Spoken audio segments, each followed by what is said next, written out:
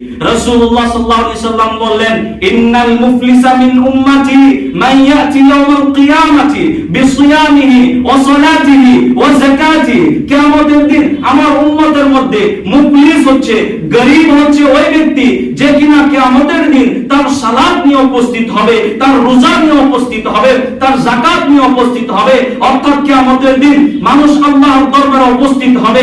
দুনিয়াতে অসংখ্য সালাত আদায় করেছে, অসংখ্য নামাজ আদায় করেছে, ফরজ নামাজ তো আদায় করেছে, কিন্তু এছাড়া নওয়াফিল যত নামাজ ছিল তাও আদায় করেছে, ফরজ সিয়াম ব্যতীত নওয়াফিল সিয়াম রোজা পালন করেছে, যাকাত আদায় করেছে, সাদকা দান খায়রাত অনেক ভাবেই দিয়েছে, কিন্তু তার বিশাল আকারের সওয়াব নিয়ে কিয়ামতের দিন আল্লাহর দরবারে বিচারের মাঠে যখন উপস্থিত হবে, ওই ব্যক্তি সম্পর্কে আল্লাহ রাসূল সাল্লাল্লাহু আলাইহি সাল্লাম বললেন, ইন্নাল হামদুলিল্লাহ نحمده ونستعينه ونستغفره ونعوذ بالله من شرور أنفسنا ومن سيئات أعمالنا من يهده الله فلا مضل له ومن يضلله فلا هادي له أشهد أن لا إله إلا الله وحده لا شريك له وأشهد أن محمدا عبده ورسوله أما بعد فإن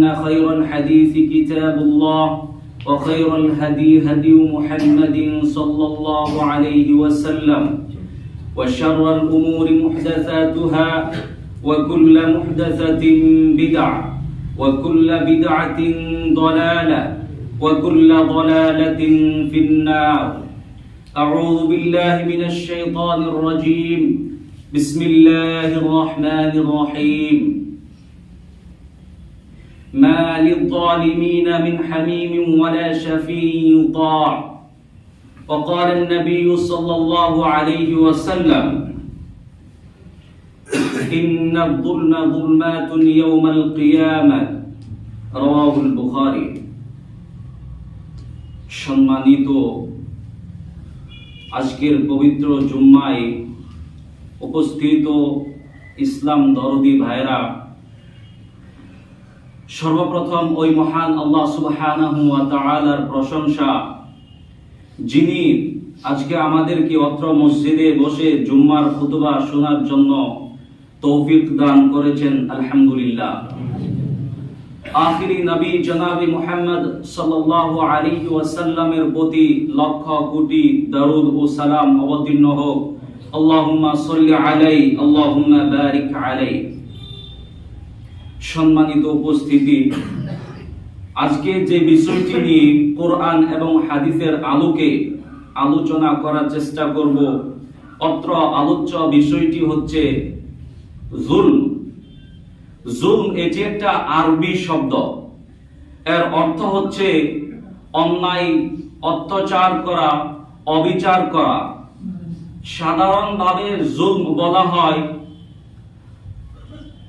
আর্থিকভাবে, মৌখিকভাবে, শারীরিকভাবে মানুষের উপর অন্যায়, অত্যাচার, জুলম করা, কারো উপর মিথ্যা অপবাদ দেওয়ার মাধ্যমে জুলম, অন্যায়, অত্যাচার করা, কারো সাথে অশ্লীল ও মন্দ ভাষায় গালমন্দ করার মাধ্যমে অন্যায়, অত্যাচার করা ইত্যাদি যত প্রকার রয়েছে, মানুষ একজন আরেকজনের উপর জুলম, অন্যায়, অত্যাচার করে থাকে। এই বিষয়টাকে ইসলামে জঘন্যতম অপরাধ বলে আখ্যায়িত করেছেন। আর এটা মানুষ সমাজের মধ্যে একটা ঘৃণিত কাজ, যেটা ইসলাম কখনো পছন্দ করেন না। এই জুলম, অত্যাচার করার কারণে মানুষ ইহকাল এবং পরকালে লাঞ্ছিত, অপমানিত, অপদস্থ হয়ে থাকে। তাই আল্লাহ সুবহানাহু ওয়া তাআলা পবিত্র কালামে এবং রাসূলুল্লাহ সাল্লাল্লাহু আলাইহি ওয়াসাল্লামে একাধিক হাদিসের মাধ্যমে এই জুলমের, যেই যারা কিনা একে অপরের উপর জুলম, অত্যাচার করে তাদের শাস্তির সম্পর্কে অনেক কথাই বলেছেন। আল্লাহ তাআলা পবিত্র কোরআনে উল্লেখ করেছেন, যেটা উল্লেখ করা হয়েছে সূরা গাফির 40 নম্বর সূরার 18 নম্বর আয়াত, মা লিয-যালিমিনা মিন হামিমিন ওয়ালা শাফিইন ইউতা। জালিম যারা কিনা এই পৃথিবীতে মানুষের উপর অন্যায় অত্যাচার করে, তাদের জন্য কিয়ামতের দিন, বিচারের দিন কোনো দরদি বন্ধু থাকবে না এবং সুপারিশকারীও থাকবে না, যার কথা মান্য করা হবে, অর্থাৎ যার কথা শোনা হবে। এরপর আল্লাহ সুবহানাহু ওয়া তাআলা অন্য একটি আয়াতে বলেছেন, যেটা উল্লেখ করা হয়েছে সূরা হজ 22 নম্বর সূরা 71 নম্বর আয়াত, ওয়া মা লিয-যালিমিনা মিন নাসির। জালিমদের জন্য, অত্যাচারীদের জন্য কোনো সাহায্যকারী নেই। অত্র দুইটি আয়াতের মাধ্যমে এই কথা বোঝা যায়, যারা কিনা অন্যায় অত্যাচার করে, কিয়ামতের দিন তাদের এমন কোনো বন্ধু থাকবে না যে তাকে সাহায্য করবে, আল্লাহর বিচার থেকে তাকে রক্ষা করতে পারবে, বা এমন কোনো সুপারিশকারী ব্যক্তি থাকবে না যে কিয়ামতের দিন তাকে সুপারিশ করে আল্লাহর শাস্তি, আল্লাহর আযাব থেকে তাকে রক্ষা করতে পারবে। তাহলে এছাড়াও আল্লাহ তাআলা পবিত্র কোরআন সূরাতুশ শূরা 42 নম্বর সূরার 42 নম্বর আয়াতে উল্লেখ করেছেন, ইন্নামাস সাবিলু আলাল্লাযীনা ইয়াযলিমুনান নাস। নিশ্চয়ই ওই সকল লোকদের ব্যাপারে ব্যবস্থা নেওয়া হবে, তাদেরকে শাস্তি দেওয়া হবে, যারা এই পৃথিবীতে মানুষের উপর অন্যায় অত্যাচার করে বেড়ায়, অন্যায় অত্যাচার করে, জুলম করে, ওয়ায়াবগুনা ফিল আরদি বিগাইরিল হাক্কি, এবং এই পৃথিবীতে অন্যায়ভাবে বিদ্রোহ আচরণ করে, মানুষকে অশ্লীল ভাষায় গালমন্দ করে, মানুষের ধন সম্পদ আত্মসাৎ করে, মানুষের টাকা পয়সা জমি জায়গা অন্যায়ভাবে দখল করে থাকে, ওদের ব্যাপারে আল্লাহ তাআলা বলেছেন, উলাইকা লাহুম আযাবুন আলীম।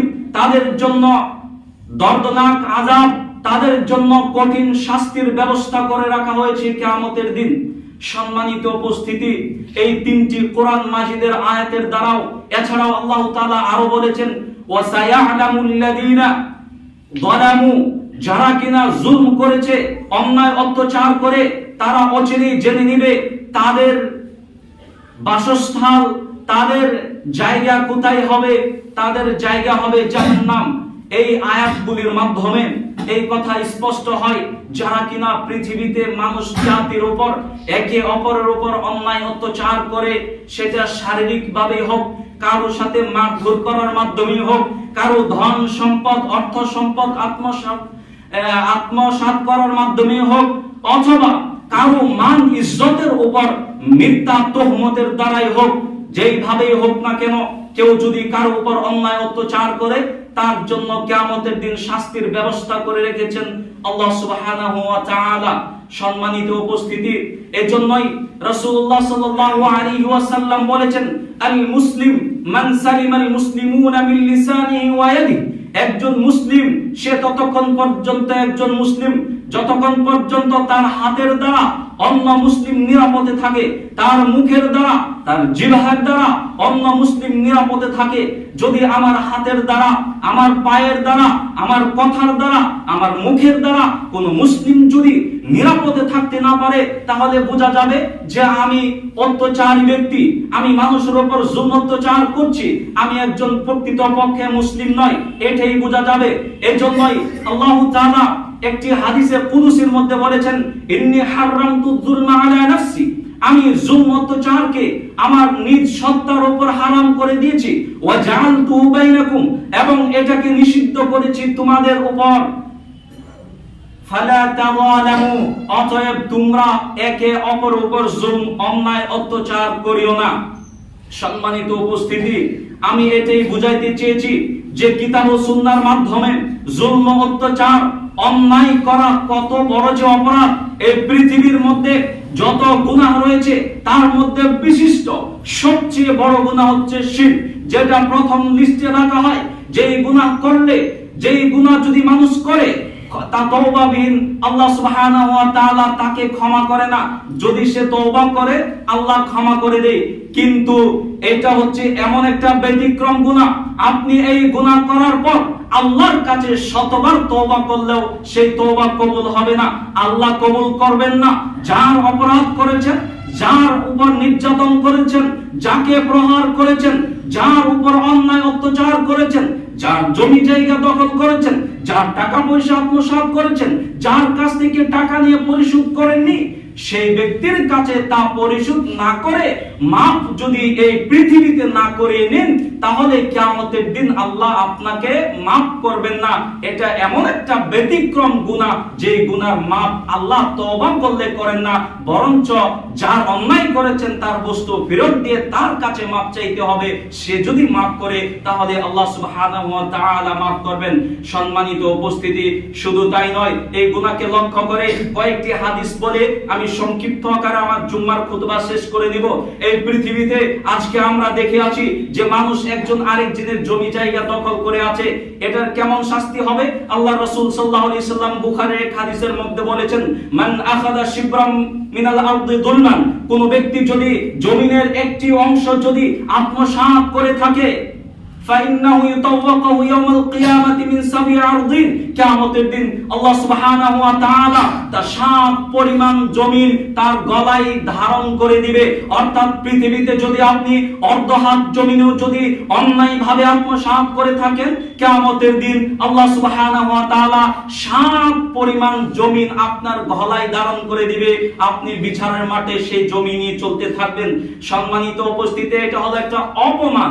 শুধু তাই নয়, আল্লাহ তাআলা আরো বলেছেন, আল্লাহ রাসূল সাল্লাল্লাহু আলাইহি সাল্লাম বলেছেন, যারা কিনা এমন অন্যায় অত্যাচারে লিপ্ত হয় তারা যেন এই দুনিয়ার জগতে, এই পার্থিব জীবনেই তারা যেন মাফ করে নেয়। রাসূল সাল্লাল্লাহু আলাইহি সাল্লাম বুখারী মুসলিমের হাদিসের মধ্যে বলেছেন, মান কানাত লাহু মাযলামাতুম লিআখিহি মিন শাইইন আও উরদি, কোন ব্যক্তি যদি তার ভাইয়ের প্রতি কোনো দাবি থাকে, কোন বিষয়বস্তু অথবা মান ইজ্জতের উপর, আপনি কারো মান ইজ্জত নষ্ট করেছেন, কারো উপর মিথ্যা অপবাদ দিয়েছেন, কাউকে মিথ্যা মামলা দিয়ে ফাঁসিয়েছেন, এমন যদি কোনো বিষয়বস্তু থাকে অথবা অন্য কোনো বিষয়বস্তু থাকুক না কেন, যেটা আপনার জুলম সম্পর্কিত হয়, তাহলে রাসূলুল্লাহ সাল্লাল্লাহু আলাইহি সাল্লাম বলেছেন, ফালইয়াতাহাল্লালহু মিনহু ক্বাবলাল ইয়াউম, সে যেন ওই দিন আসার পূর্বেই মাফ করেনি।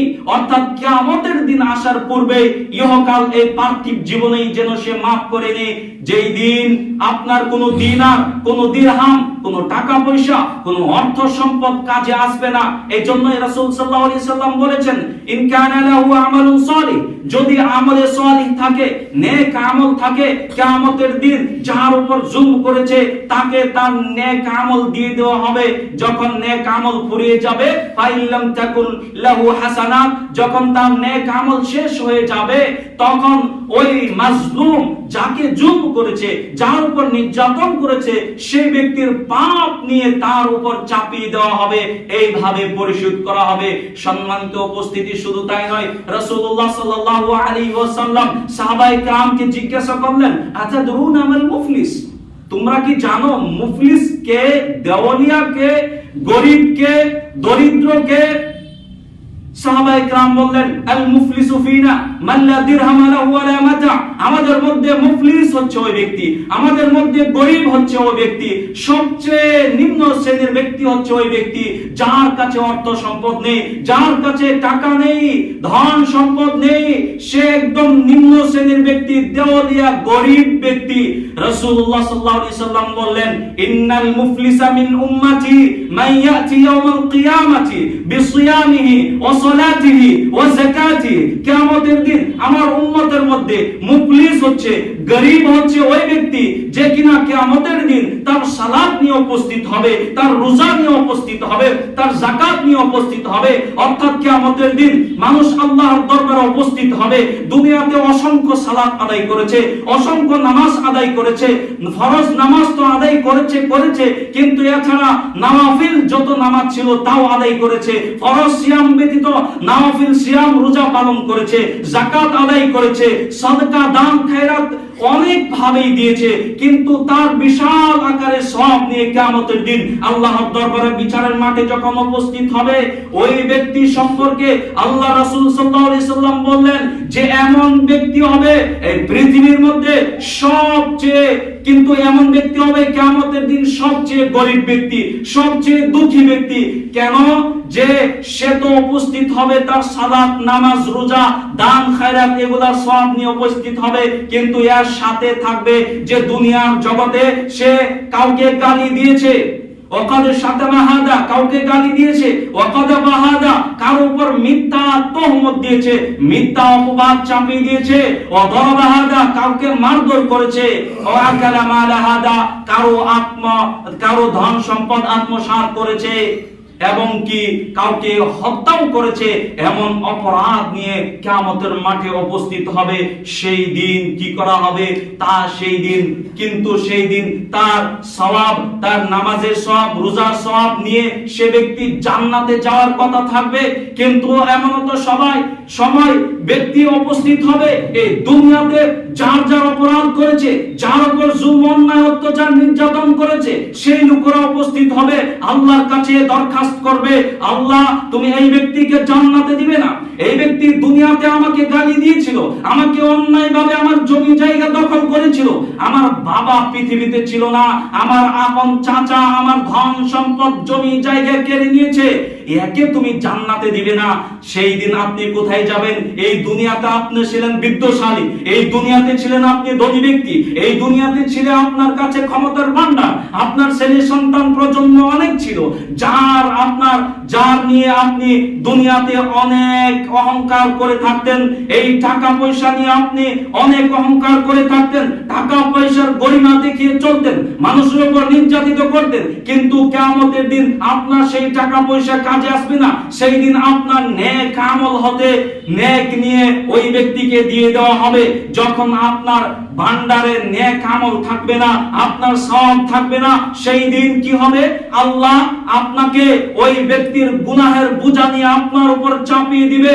সর্বশেষ আপনার অবস্থা হবে জাহান্নামে যাওয়ার পথ, আপনার ঠিকানা হবে জাহান্নাম। সম্মানিত উপস্থিতি, এই জন্যই এই ভয়ানক জটিল গুনাহ থেকে বিরত থাকার জন্য জোরালো ভাবে অনুরোধ করে যাচ্ছি, যেন আমরা সবাই এই গুনাহ থেকে বিরত থাকতে পারি। আল্লাহ আমাদের সবাইকে রক্ষা করুক, আমিন।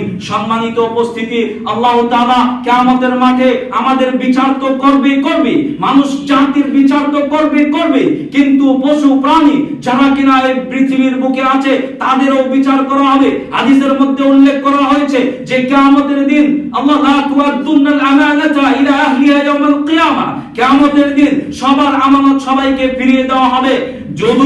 যদি কোনো এই পৃথিবীতে কোন শিংবিহীন ছাগল, যদি কোন শিংলা ছাগলকে যদি গুতা মেরে থাকে, কিয়ামতের দিন আল্লাহ সেই শিংবিহীন ছাগলকে শিং দিয়ে বলবে, এই নাও গুতা মেরে পরিশোধ করে নাও।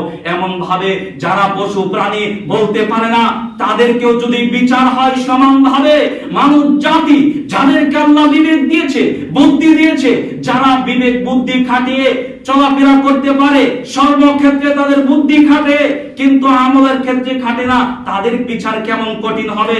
এই জন্যই মনে রাখেন, সেই দিন যদি পশু প্রাণীর বিচার হতে পারে, মানুষের বিচার কেমন কঠিন হবে।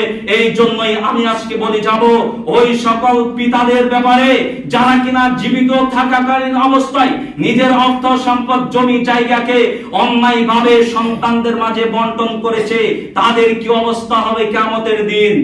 ওই সকল দায়িত্বশীল বড় ভাইদের অবস্থা কি হবে কিয়ামতের দিন। যাদের পিতা মরে যাওয়ার পর দরকার ছিল তাদের জমি জায়গা আপন বোনদের মাঝে বন্টন করা, কিন্তু তারা বন্টন করেনি।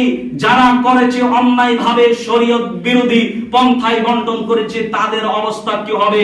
সম্মানিত উপস্থিতি, যারা কিনা এই পৃথিবীতে দোকানদার, যারা মাপে ওজনে কম দেয়, তাদের পরিণতি, তাদের শাস্তি কি হবে কিয়ামতের দিন। এই দেশে যারা কিনা তরুণী এমপি, মন্ত্রী, ডিসি, এডিসি, এই পৃথিবীর মধ্যে যারা কিনা সরকারি চাকরিতে নিযুক্তি পেয়েছে, জনগণের সহায় সাহায্যের জন্য নিযুক্তি দেওয়া হয়েছে, তারা জনগণের ধন সম্পদকে, জনগণের টাকা পয়সাকে আত্মসাৎ করেছে, তাদের অবস্থা কিয়ামতের মাঠে কি হবে। যারা কিনা আপন ভাইয়ের জমি জায়গা দখল করেছে, তাদের অবস্থা কি হবে কিয়ামতের মাঠে। যারা কিনা ছেলের বাবা না থাকার সুযোগ নিয়ে চাচা জেঠা এই ইয়াতিম ছেলের মাটি সম্পদ দখল করে তার উপর খাচ্ছে, কিন্তু তাদের অবস্থা কিয়ামতের দিন কি হবে, এটা চিন্তা করতে হবে, আমাদের বিবেচনা গবেষণা করার দরকার। কেননা যারা কিনা যখন এই মানুষের উপর জুলুম করেছে, অত্যাচার করেছে, তারা ইহকাল পরকালে লাঞ্ছিত হয়েছে, অপমানিত হয়েছে, অপদস্থ হয়েছে। আর এটাই বাস্তব, হতেই হবে, এটাই চূড়ান্ত। কারণ কোন ব্যক্তি জুলম অত্যাচার করে এই দুনিয়াতে টিকতে পারেনি, কিয়ামতের দিনও টিকতে পারে না। সেই দিনও আল্লাহ তাদের কঠিন বিচার করবে। সম্মানিত উপস্থিতি, আমরা সোশ্যাল মিডিয়ায় দেখে আসছি আমাদের মুসলিম জাতি এত নিম্ন শ্রেণীর মধ্যে লেগে গিয়েছে, এত নিম্ন শ্রেণীর মধ্যে রয়েছে যে একটি কবরস্থান, একটি মসজিদ, তার কবরস্থান মসজিদের নামে টাকা আত্মসাৎ করার কারণে সে ব্যক্তিকে গ্রেফতার করা হচ্ছে। এমনও আমরা দেখছি যে টয়লেট বাথরুমের নামে যে টাকাগুলো আছে, কবরস্থানের নামে যে টাকাগুলো আছে, সেটাও আত্মসাৎ করার কারণে তাকে গ্রেফতার করা হচ্ছে। কত দুঃখজনক বিষয়। নামে মুসলিম, কিন্তু আমাদের কাজকর্ম দেখে যারা কি ইহুদি তারাও লজ্জিত হয়ে যাবে। সম্মানিত উপস্থিতি, এই জন্যই বলে রাখি যে এই যারা কিনা জুলুম করবে, ইহকাল এই পার্থিব জীবনে আল্লাহ তাকে কিভাবে যে অপমানিত করবে সে নিজেও বুঝতে পারবে না, এবং কিয়ামতের দিন সেও হবে লাঞ্ছিত। এই অপমানের ঘটনা আমি আপনাকে বলে যাচ্ছি একটি বাস্তব উদাহরণ, যেটা ইমাম মালিক মুজাহিদ তিনি তার একটি গ্রন্থে সুনহরে নুকুশ তার মধ্যে উল্লেখ করেছেন একটি দৃষ্টান্তমূলক ঘটনা। যে এক সময় একজন ব্যক্তি বিবাহ করেছে, সে ব্যক্তির আখলাক, চরিত্র, তার ক্যারেক্টার ভালো ছিল না, সে একজন মন্দ অশ্লীল ব্যক্তি ছিল। কিন্তু সে যে স্ত্রীকে বিয়ে করেছিল সেই স্ত্রী খুবই ভালো ছিল, সৎ কাম আল্লাহর ইবাদতকারী ছিল, এমন সৎ কর্মকারী মহিলা ছিল। সেই মহিলা বিবাহ করার পর কিছুদিন হয়ে গেল, তারা দুইজন খেতে বসছিল। এমন তো অবস্থায় একজন ভিক্ষুক ক্ষুধার্ত ব্যক্তি এসে তার দরজায় বলল, এমন আওয়াজ দিয়ে বলল যে আমি একজন ভিক্ষুক, আমি ক্ষুধার্ত ব্যক্তি, আমাকে কিছু খেতে দিন। তখন স্বামী রাগান্বিত হয়ে গেল যে এমন তো অবস্থায় আমরা কেবলমাত্র খেতে বসলাম, আমাদের বিয়ে হয়েছে মাত্র কয়েকদিন হয়েছে, কিন্তু আমাদেরকে এসে ডিস্টার্ব দিচ্ছে কে ব্যক্তি? বিবি বলছে আমি দেখে আসি। বাইরে দরজা থেকে দেখে বলল যে একজন ফকির আসছে, স্বামীকে বলল, আর উনি কিছু খাদ্য চাচ্ছে খাবার জন্য, খুবই ভুখা ব্যক্তি। স্বামী গুসায় লাল হয়ে গেল, রাগান্বিত হয়ে বাহিরে চলে এসে সেই ক্ষুধার্ত ফকির ব্যক্তিকে খুব মারপিট করলো। এমন মার মেরেছে তার শরীরকে রক্তে রক্তাক্ত করে দিয়েছে। সে মার খেয়ে তার কাছে ক্ষমা চাচ্ছিল যে আমাকে মারেন না, আমি চলে যাব, কিন্তু তাও তাকে ছাড় দেওয়া হয়নি, তাকে মেরে মেরে তার শরীরটাকে ফাটিয়ে দেওয়া হয়েছিল। অবশেষে সেই ফকির সেইখান থেকে চলে গেল। কিছুক্ষণ পর সেই স্বামী যখন বাড়ি আবার ফিরে আসলো, ঘরে আসার পর তার শরীরটা কেমন অস্থির অস্থির করছে, সে শান্তি পাচ্ছে না। এমন মনে হচ্ছে তার উপর আকস্মিক শক্তির দ্বারা তাকে শাস্তি দেওয়া হচ্ছে। সে সর্বশেষ মুহূর্তে বাড়িতে আর টিকে থেকে থাকতে পারলো না, সে বাড়ি ছেড়ে পালিয়ে যেতে হলো, অন্য কোথাও চলে গেল। স্ত্রী মনে মনে ভাবছে হয়তো গুসার সহিত কোথাও চলে গেছে, আবার কিছুক্ষণ পর ফিরে আসবে। কিন্তু একদিন নয়, 2 দিন নয়, 4 দিন নয়, সপ্তাহ নয়, মাস নয়, বছর যাবৎ বছর চলে যাচ্ছে, সে বাড়ি ফিরে আসে না। এখন স্ত্রী অস্থির হয়ে গেছে, এই কি অবস্থা, এখন তো স্বামী ফিরে আসে না, আর কতদিন এভাবে একা থাকা যায়। কাজীর কাছে গিয়ে তার বিবাহকে বিচ্ছেদ করে দিল ইসলামিক শরিয়া অনুযায়ী। যখন বিচ্ছেদ করে দিল, কিছুদিন পর সেই স্ত্রীর বিবাহ হয়ে গেল আরেকজনের সাথে। বিবাহ হওয়ার পর আবার স্বামী স্ত্রী মিলে যখন দুইজন খেতে বসেছে, এমন তো অবস্থায় পুনরায় ঘটনার মতো আবার এমন একজন ক্ষুধার্ত ব্যক্তি এসে দরজায় দাঁড়িয়ে গেল, ডাক দিচ্ছে। তখন স্ত্রী ঘর থেকে দেখে বলল যে একজন ক্ষুধার্ত ব্যক্তি এসেছে, কিছু খাবার চাচ্ছে। তার স্বামী বলল যে শোনো, আমরা যেগুলা খাবার নিয়ে প্রস্তুত করেছিলাম এগুলা তাকে দিয়ে দাও, যদি তাও না হয় আরো কিছু বানিয়ে তাকে খাবার জন্য দিয়ে দাও, যেন তার পেটে খিদা বাকি না থাকে, সে যেন ক্ষুধার্ত অবস্থায় না থাকে। সেই ফকিরকে সবগুলা দেওয়া হলো, খাওয়ার পর স্ত্রী স্বামীর কাছে এসে কান্নায় ভেঙে গেল। তার স্বামী জিজ্ঞাসা করলো, কেন তুমি কাঁদছো, কি ব্যাপার? তার স্বামীকে বলল, শুনেন, যে লোকটা এখানে এসে আজকে খাবার চাচ্ছে, সেই লোকটা আমার প্রথম স্বামী ছিল। সে খুবই মালদার ছিল, তার কাছে টাকা ছিল, কিন্তু তার অহংকার ছিল। তার কাছে একজন গরিব ক্ষুধার্ত ব্যক্তি এসেছিল, সে তাকে মারধর করে তাড়িয়ে দিয়েছে, তার শরীরটাকে রক্তে রক্তাক্ত করে তাড়িয়ে দিয়েছিল। আজকে সেই ব্যক্তি একজন ফকির ক্ষুধার্ত অবস্থায় পুনরায় আপনার দরজায় এসে দাঁড়িয়ে গেছে। তার অবস্থা দেখে আমি ঝরঝর করে কাঁদছি। কিন্তু সেই তার দ্বিতীয় স্বামী, সেও কাঁদতে লাগলো। তখন স্ত্রী বলল, আপনি কেন কাঁদেন? আমি কাঁদছি যেহেতু উনি আমার স্বামী ছিলেন, এজন্যই তার অবস্থা দেখে আমি কাঁদছি, আপনি কেন কাঁদেন? তখন সে বলল, শোনো, সেই তোমার প্রথম স্বামীর কাছে যে ব্যক্তি গিয়েছিল সেটাই ছিলাম আমি। আমি একজন ক্ষুধার্ত ব্যক্তি ছিলাম, আমি 2-3 দিন যাবত না খেয়েছিলাম, খুবই ক্ষুধা ছিল পেটে, তার কাছে গিয়েছিলাম, উনি আমাকে তাড়িয়ে দিয়েছিলেন। সেই দিন আমি আল্লাহর কাছে দোয়া করেছিলাম, আল্লাহ আমার দোয়াকে কবুল করেছে, তার বাস্তব প্রমাণ আমি দেখে আছি। আমার আত্মাকে আমি শান্তি পেয়েছি, আমি তৃপ্তি পেয়েছি। আজকে সম্মানিত উপস্থিতি, এই জন্যই আল্লাহ বলেছেন যে আমি মানুষের দিনগুলোকে পর্যায়ক্রমে উদল বদল করে থাকি, পর্যায়ক্রমে মানুষের দিনগুলোকে পরিবর্তন করে থাকি, কাউকে ধনী থেকে গরিব, গরিব থেকে ধনী করে থাকি। এটাই আল্লাহর কাম। সম্মানিত উপস্থিতি, এই জন্যই আমরা এই দুনিয়ায় থাকাকালীন অবস্থায় আমাদের দ্বারা যাতে কোনো ব্যক্তির উপর জুলম না করা হয়, আমরা যেন কোনো ব্যক্তির উপর জুলম না করি। যদি জুলম করি, আমরা অত্যাচারকারী হিসাবে গণ্য করা হবে। আমাদেরকে আল্লাহ তাআলা ইহকালে শাস্তি দিবে এবং পরকালে আমাদের জন্য কঠিন শাস্তির ব্যবস্থা করে রেখেছেন।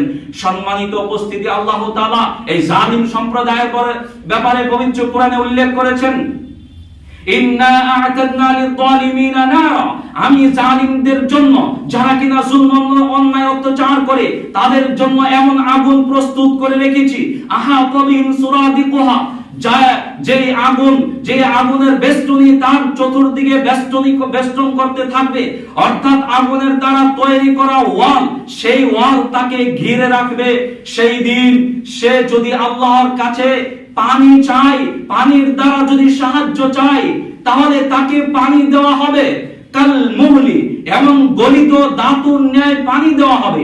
অর্থাৎ কোন লোহা, স্বর্ণ, রূপা বা অন্য কোন ধাতু আগুন দিয়ে গলিয়ে যখন সে গরম হয়ে যাবে, অত্যন্ত গরম, তাফসীর ইবনে কাসিরের মধ্যে উল্লেখ করা হয়েছে যে কোন ধাতুকে গরম করলে যখন অন্তিম পর্যায়ে চলে যায়, এর চাইতে গরম আর হতে পারে না, সেই ধাতুকে গলিয়ে তাকে খেতে দেওয়া হবে, পান করতে দেওয়া হবে একজন জালিম ব্যক্তিকে কিয়ামতের দিন। তখন এই পানি পান করার মাধ্যমে ইসফিল উজুহা, তার মুখমণ্ডল ভস্ম হয়ে যাবে, তার মুখমণ্ডল ভুনা হয়ে যাবে, পুড়ে জ্বলে ছারখার হয়ে যাবে। বিশাল শারাব, কতই নিকৃষ্ট পানি, এমন শাস্তি তাকে দেওয়া হবে, এমন পানি পান করতে দেওয়া হবে, যারা কিনা এই পৃথিবীর জমিনে মানুষের উপর জুলম অন্যায় অত্যাচার করে থাকে। এই জন্যই সম্মানিত উপস্থিতি, আমি দৃষ্টান্তমূলক ভাবে রাসূলুল্লাহ সাল্লাল্লাহু আলাইহি ওয়াসাল্লামের কথা, আল্লাহর বাণীকে দৃষ্টান্তমূলক ভাবে পেশ করে যাচ্ছি। আপনি আপনার দিলে, অন্তরে বিবেচনা করুন, আল্লাহর ভয় ভীতিকে নিয়ে আসুন, সামান্য সময়ের জন্য পরিকল্পনা করে থাকুন। আপনি কিছু দিনের মেহমান হিসাবে এই দুনিয়াতে এসেছেন, যখন আপনি মৃত্যুবরণ করবেন, আপনাকে কবর থেকে বের করে কবর দেওয়া হবে, আবার পুনরায় কবর থেকে বের করে হাসরের ময়দানে আপনাকে পেশ করা হবে। বিচারের মাঠে যখন পেশ করা হবে, সেই দিন আপনার কে থাকবে? আপনার কোনো সাহায্যকারী থাকবে না, আপনাকে কোনো বাঁচানোর মানুষ থাকবে না। আপন ভাই পালিয়ে যাবে, সদ্য মাতা পিতা হতে একজন মানুষ পালিয়ে যাবে, আপন স্ত্রী হতে মানুষ পালিয়ে যাবে, নিজের ছেলে সন্তান হতে পালিয়ে যাবে। একটি নেকির জন্য মানুষ সবার কাছে যাবে, সবাই কেউ একটি নেকি দিতে প্রস্তুত থাকবে না, সবাই নিজ নিজ গুরুতর অবস্থা নিয়ে ব্যতিব্যস্ত থাকবে। সেই কঠিন মুহূর্তে আপনার বিচার আল্লাহ করবে। একজন জালিম জালিম সম্প্রদায় ব্যক্তির বিচার আল্লাহ করবে, আল্লাহ কখনো তাকে মাফ করবেন না। এই জন্যই আল্লাহ বলেছেন ইন্নী হারামতু যুলমা আলা নাফসি, আমি আমার নিজের উপরে জুলমকে হারাম করে দিয়েছি, আর আমি তোমাদের উপরেও জুলমকে হারাম করে দিয়েছি, অতএব তোমরা মানুষের প্রতি জুলম অন্যায় অত্যাচার করো না। সম্মানিত উপস্থিতি, সময় সংক্ষেপে আমি আমার আলোচনা শেষ করে যাচ্ছি। অবশেষে আল্লাহ তাআলার কাছে দোয়া করা কি বারেইলা, তুমি আমাদের সবাইকে যারা কিনা জুলম অন্যায় অত্যাচারে লিপ্ত, তাদেরকে জুলম অন্যায় অত্যাচার থেকে বের করে, অন্ধকার থেকে বের করে রোশনির মধ্যে নিয়ে আসো, তারিকি অন্ধকার থেকে বের করে আল্লাহর কোরআন এবং হাদিসের আলোর দিকে তাদেরকে নিয়ে আসো। আল্লাহ আমাদের সবাইকে জুলম অন্যায় অত্যাচার থেকে বাঁচিয়ে রাখো, আমিন। আল্লাহ, আমরা যারা এই পৃথিবীতে নির্যাতিত, একটি কথা মনে রাখেন যে আল্লাহ 3 শ্রেণী ব্যক্তির দোয়া কবুল করে, তার মধ্যে একটি দোয়া হচ্ছে যারা কিনা যাদের উপর জুলম অন্যায় অত্যাচার করা হয়, এরা যদি দোয়া করে, বদদোয়া করে, এদের দোয়া আল্লাহ তৎক্ষণাৎ কবুল করে নেয়, দেরি করে না, তাদের দোয়াকে রদ করা হয় না। এই জন্যই জুলম করা থেকে বিরত থাকবেন, কারণ সে যদি দোয়া করে আপনি ইহকাল পরকাল বরবাদ হয়ে যাবেন। এই কথা স্মরণ রেখে আল্লাহর কাছে দোয়া করে আল্লাহ আমাদের সবাইকে জুলম অন্যায় অত্যাচার থেকে আমাদের সবাইকে বাঁচিয়ে রাখো, আমিন। তাকাব্বাল ইয়া রাব্বাল আলামিন। আসসালামু আলাইকুম ওয়া রাহমাতুল্লাহি ওয়া বারাকাতুহু।